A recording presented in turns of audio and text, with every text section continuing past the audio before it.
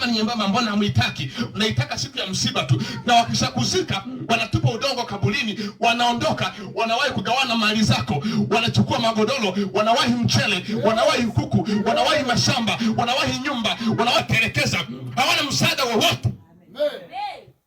Mimi Yesu atanisaidia. Haleluya! Na Yesu akitaka utanisaidia hata kama utaki.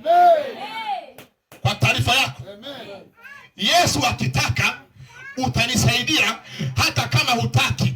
Na utawashangaa ukiwaambia nimeokoka na mfuata Yesu, anakuambia sisi hatukuziki. Wao waulize, ukitambulia wewe atakuzika nani? Amen. Kazi kutishia kuzikana tu kwa barani, lakini mradi roho yangu inakwenda kwa Baba. Na hata hivyo, hiyo sio njia yangu ya kufa. Mimi ni mtu tajiri na maelfu ya watu wakishuhudia. Ni maziko ya kitajiri. Ni maziko ya kitajiri. Nalimsikia Bwana kwa sauti yake akiniambia, bado ninayo safari ndefu. Amejaza misala ya waumini, haina andiko hata moja, haikiri ushindi, haina neno la kumsaidia kwenye vita yake, hata kwenye taabu haimvushi. Amen. Piga Yesu makofi. Kwa damu yako unisafishe dhambi zote, unifanye kuwa msafi, mkamilifu na mtakatifu. Baba, natubu kwa dhambi walizofanya wazazi wangu waliotangulia. Leo hii nimeamua kufanya uhusiano mpya na wewe, niyajenge maisha yangu juu ya msingi wako.